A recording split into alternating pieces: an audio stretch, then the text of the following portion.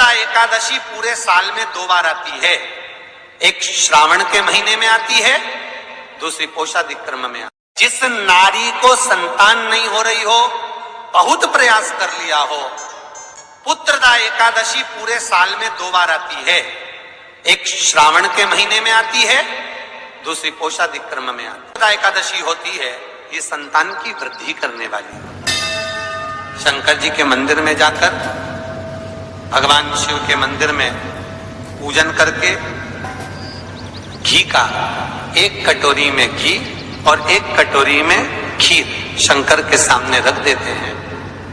भगवान शंकर के मंदिर पर चौखट पर घी का दिया लगा देते हैं। शंकर जी की चढ़ी हुई 1 बेलपत्र साथ में रखें और 1 बेलपत्र को उठाकर शंकर जी के मंदिर की चौखट पे ही बैठकर चबा चबा कर खा लेते हैं। जो 1 बेलपत्र लेकर आए हैं वो अपने पति को खिला देते हैं। कहते हैं पुत्रदा एकादशी के दिन ये कर लेने पर संतान की प्राप्ति हो जाती है, पुत्र की प्राप्ति हो जाती है। महापुराण की कथा कहती है, आप अगर विश्वास रखे हो, सफेद आंकड़े की जड़, जिस नारी का संतान नहीं हो, गर्भ नहीं ठहरा हो, सफेद आंकड़े की जड़, जिस देव अधिदेव महादेव की कथा जिस तुम्बरुका जी ने श्रवण कराई है, शंकर भगवान जिनके सामने बैठकर शिव पुराण की कथा सुन रहे हैं, उन तुम्बरुका जी का नाम लेकर शिवलिंग पे से 21 बार घुमाकर मंदिर में ही कमर पर 7वें दिन रजस्वला धर्म के जो बांध लेता है और 1 पीपल का पत्ता अवधूतेश्वर महादेव का नाम लेकर शंकर पर चढ़ाकर उसको गाय के दूध में उकाल कर रात्रि को दोनों पति पत्नी अगर पीकर सोते हैं, 3 महीने में भगवान भोलेनाथ उसकी गोद भर देते हैं। ये शिव कथा। शंकर देता जरूर है। अच्छा, संतान नहीं हो, किसी नारी की गोद अगर, स्त्री की गोद अगर खाली रह जाए तो भी दुख होता है उसको कि मेरे घर में औलाद नहीं, संतान है। हम कई बार कहे, आज फिर कहते हैं, ये टेस्ट भी बाद में कराना, सारी जांचें बाद में कराना। एक बार शंकर का भजन कर कर देखना। पिछले वर्ष कथा में तुमरुका जी की जो कथा कही थी, यूट्यूब पर डली हुई थी, अगर आप लोगों ने नहीं सुनी हो तो उसको निकालना यूट्यूब पर। श्री तुमरुका शिव महापुराण की कथा हमने कही थी, तुमरुका जी का व्याख्यान, उसमें वर्णन किया था। सब जगह से अगर हार जाओ और सारे रिपोर्ट आपकी आपने सब दूर दिखा ली, तो एक बार शंकर पर भरोसा कर कर तुमरुका जी का नाम लेकर सफेद आंकड़े की जड़ को शिव जी पे से रजस्वला धर्म के 7वें दिन 21 बार घुमा लो, नाम गोत्र बोलकर कमर में लाल धागे में बांध लो, पीपल के पत्ते शिव जी को चढ़ाओ, उठाकर लाओ, उस 1 पत्ते को रात्रि को गाय के दूध में उकालो और उस दूध को दोनों पति पत्नी पियो। साथ रहिए, समय आएगा, बाबा चाहेगा तो 3 या 4 महीने में गर्भ ठहर ही जाएगा। सारे डॉक्टर को दिखा लिया अपनी जगह, टेस्ट भी करवा लिया अपनी जगह, पर एक बार प्रयोग, और वो विश्वास रखकर करना पड़ेगा। शंकर पर जो भी कार्य कर रहे हो आप, जो उपाय कर रहे हो आप, शिव का स्मरण कर, भगवान पर अगर विश्वास रखोगे, भरोसो दृढ़ इन चरणन कहो, श्री वल्लभ नख चंद्र छटा बिन सब जगमा ही अंधेरो। अगर भरोसा है तो शंकर है, और भरोसा नहीं तो शिव कहां से। विश्वास लेकर अगर आए हो तो काम तो होगा। ये लोग काशी से आए हुए हैं, विश्वास लेकर ही तो आए होंगे कि हम जाएंगे शंकर की कथा में तो बाबा कृपा जरूर करेगा। कई लोग यहाँ पर बैठे हुए हैं जो विश्वास लेकर आए हुए हैं, दूर दूर से आए हुए हैं, केवल विश्वास लेकर कि भगवान कृपा करेगा किसी ना किसी रूप में, मुझे विश्वास है कि बाबा मेरी सुनेगा। और फिर कहता हूं, कथा में अगर आपने मन लगा लिया, भले टीवी चैनल के माध्यम से श्रवण कर रहे हो, भले मोबाइल के माध्यम से श्रवण कर रहे हो, भले पंडाल में सुन रहे हो, बाबा से अगर दिल से आपने अगर कह दिया तो 3 महीना बहुत होता है सब कामना पूरी होने के लिए। मेरा बाबा आपको कुछ ना कुछ दे ही देता है, बस आपकी रुचि के अनुसार सुख प्रदान कर ही देता है। भगवान कृष्ण की 16,108 रानियां थी। कितनी रानियां? जम के बोलो जरा। 16,108 8 और 16,108 रानियां होने पर भी भगवान कृष्ण के यहाँ जब औलाद नहीं हुई तब भगवान कृष्ण ने अपने गुरु गर्गाचार्य बाबा को बुलवाया और द्वारकापुरी में बुलवा कर पूछा, गुरुदेव मेरी 16,108 रानियों से औलाद नहीं होती, संतान नहीं होती, मैं क्या करूं? गर्गाचार्य बाबा ने कहा, तुम चिंता मत करो, पार्थिव शिवलिंग का निर्माण करो। शंकर भगवान के शिवलिंग का निर्माण कर कर एक एक रानी के साथ में 11-11 दिन तक बैठकर शिव जी का अभिषेक करो। और पार्थिव शिवलिंग का निर्माण गर्गाचार्य बाबा के कहने पर भगवान कृष्ण ने करा। एक एक रानी के साथ में 11-11 दिन तक भगवान शिव का अभिषेक करा। तब भगवान शंकर प्रकट हो गए और शिव जी प्रकट होकर बोले, कन्हैया मांगो तुम्हें क्या चाहिए? शंकर भगवान ने जब कहा, कृष्ण बोले मेरे यहाँ औलाद नहीं है। शिव जी ने कहा, क्यों चिंता करते हो? तुमने 11-11 दिन तक एक एक रानी के साथ में बैठकर मेरा अभिषेक करा है। जाओ मैं तुम्हें वर प्रदान करता हूं कि एक एक रानी से तुम्हें 11-11 संतान होगी और 1,77,186 भगवान कृष्ण के बच्चे हुए। ये शंकर जी की कृपा से। अब तुम्हें कितने चाहिए बोलो? भगवान कृष्ण के यहाँ अगर औलाद हुई तो किसकी कृपा से? अरे बोलो, बोले कौन होगा ऐसा? कितना करुणामय, कितना दयालु, कितना आनंद देने वाला। ब्रह्मलोक के देवता भगवान ब्रह्मा, वैकुंठ के देवता भगवान विष्णु और पृथ्वी का देवता अगर कोई है, इस मृत्यु लोक का अगर कोई देव है तो वो देवों का देव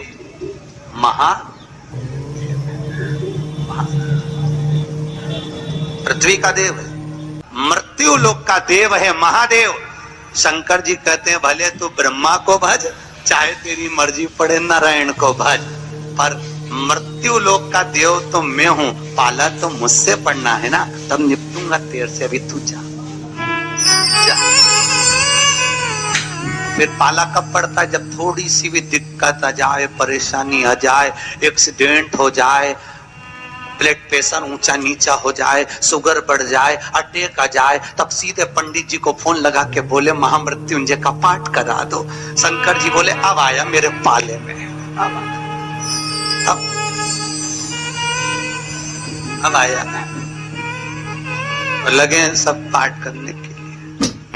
भगवान नारायण का अगर विवाह भी कराने वाला कोई है लक्ष्मी से तो वो मेरा शिव ही है। कौन ने कराया था विवाह? शंकर भगवान।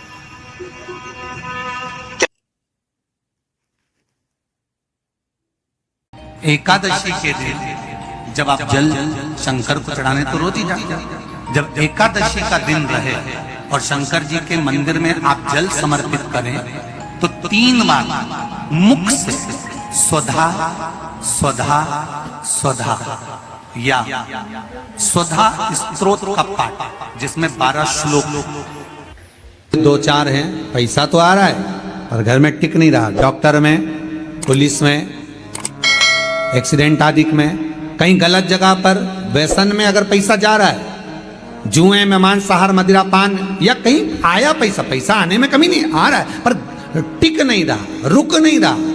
कोई मांगने आ गया, दे दिया, फिर वहां से अपने पास नहीं आ रहा, अपन कह रहे हैं भैया हमारा पैसा लौटा दो, नहीं आ रहा। तो महाराज शिव महापुराण की कथा कहती है, एकादशी के दिन गंगा के जल में मात्र 7 बेलपत्री डालकर जो नंदीश्वर भगवान अर्थात जो शंकर जी के शिवलिंग के सामने नंदी होता है, उस नंदी के चरण पर गंगा का जल चढ़ाकर बेलपत्री शिव पर समर्पित कर देता है, उसके घर में रुपया रुकना चालू हो जाता है। फिर वो गलत जगह पर नहीं जाता, गलत स्थान पर वो धन जाएगा ही नहीं। तूने समझा, मांग तुझे क्या चाहिए। एकादशी ने भगवान विष्णु से कहा, नाथ प्रभु वर दे दो, मृत्यु लोक में जो मनुष्य मेरा व्रत करेगा, चाहे जलचर, थलचर, वायुचर या सांसारिक मनुष्य, मेरा अगर एकादशी का व्रत करेगा प्रभु, उसके यहाँ धन धान्य वैभव सुख संपदा बढ़ेगी, और उस जीवात्मा को नरक नहीं भोगना पड़ेगा, सीधे बैकुंठ का उसको वास मिलेगा। जब जीव आत्मा को लेकर चला जाएगा, यम के दूत जब बंदी बनाकर ले जा रहे होंगे उस जीवात्मा को जिसके प्राण छूटे होंगे, यम के दूत जब बंदी बनाकर ले जा रहे होंगे, तब मुझे वर दो कि मैं इसका हाथ पकड़कर बेतन्नी से पार उतार कर सारे नरकों से निकालती हुई आपके धाम में लेकर आऊं। भगवान ने वर दे दिया, तथास्तु। हे एकादशी सुनो, मृत्यु लोक का मनुष्य अन्न का त्याग कर कर, क्योंकि अन्न में एकादशी के दिन पाप पुरुष रहता है, अन्न का त्याग कर कर एकादशी के दिन जो मनुष्य तुम्हारा व्रत धारण करेगा, उस व्रत को करेगा और उस व्रत को धारण करेगा, उसकी मनोकामना पूर्ण होकर वो मेरे ही धाम को जाएगा। ये तो हुआ एकादशी के जन्म की कथा। एकादशी के दिन गंगा के जल में मात्र 7 बेलपत्री डालकर जो नंदीश्वर भगवान अर्थात जो शंकर जी के शिवलिंग के सामने नंदी होता है, उस नंदी के चरण पर गंगा का जल चढ़ाकर बेलपत्री शिव पर समर्पित कर देता है, उसके घर में रुपया रुकना चालू हो जाता है। फिर वो गलत जगह पर नहीं जाता, गलत स्थान पर वो ढंग जाएगा ही नहीं। बेटा अगर व्यसन में पड़ा हुआ है, मदिरा पान में पड़ा हुआ है, मांसाहार में, जुए आदि में जा रहा है, तुम्हें लग रहा है कि मेरा बेटा गलत मार्ग पर जा रहा है, ये मित्र दोस्ती गलत हो रही है, वो सही जगह पर आ जाए। करना है एकादशी।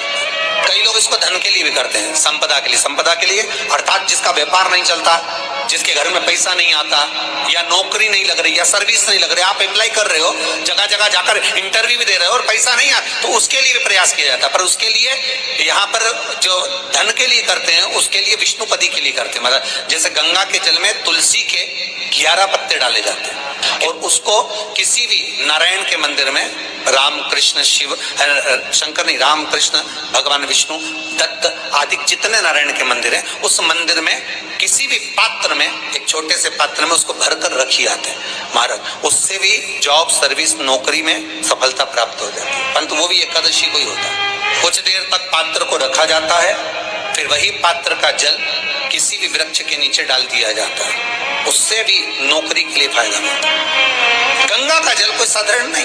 दशमी, एकादशी और द्वादशी, इन 3 तिथियों पर एक रोटी में थोड़ा सा मीठा रखकर सोमक पितृ का नाम लेकर यदि गाय को खिला दिया जाता है, तो अगर कोई पूर्वज प्रेत योनि में भी पड़ा हुआ होता है, भटक रहा होता है, जिसको पिंड नहीं मिला, जो अचानक मर गया होता है, अधोगति में चले गया होता है, उस जीव की मुक्ति दशमी, एकादशी और द्वादशी, 3 दिन सोमक पितृ का नाम लेकर रोटी में, पूड़ी में मीठा रखकर अगर गाय को खिला दिया जाता है, ये 3 दिन तक, तो वो पितृ कभी भटकते नहीं है, उनको मुक्ति प्राप्त हो जाती है, मोक्ष में। नहीं, एकादशी है कौन, क्यों इसकी इतनी प्रधानता है, क्यों इसकी पुण्यता है, ऐसा क्या है एकादशी में जो इसकी पुण्यता मानी जाए? कौन है ये जो भगवान नारायण तक एकादशी का व्रत करते हैं? सुभद्रा जी को भगवान जगन्नाथ ने, जगदीश ने एकादशी का व्रत कराया था। बद्रीनारायण भगवान को माता लक्ष्मी ने एकादशी का व्रत कराया था। क्यों? चंद्रायण एकादशी व्रत की माता। एकादशी है कौन? तो कहा जिसको व्रत करने पर भगवान नारायण भी जिसका व्रत करते हो, भगवान माता लक्ष्मी जिसका व्रत करती हो, वो एकादशी है कौन? तो शास्त्र वर्णन करता है महाराज, स्कंद पुराण का सुंदर चातुर्मास्य खंड के अंतर्गत वर्णन आया है महाराज। एक बार भगवान विष्णु आनंद में विराजमान थे, पद्मावती और माता लक्ष्मी दोनों उनके पास में विराजी हुई थी। भगवान लक्ष्मी और पद्मावती दोनों बैठी, एक सिर के पास, एक चरण के पास। कुछ समय बाद वहीं पर ब्रह्मदेव का आगमन हुआ और ब्रह्मा जी आगमन पाकर भगवान नारायण पद्मावती से लगकर उठे और उठकर लक्ष्मी की ओर झुके। झुकने पर इन तीनों के समागम से भगवान नारायण के हृदय चित्त से एक कन्या प्रकट हो गई।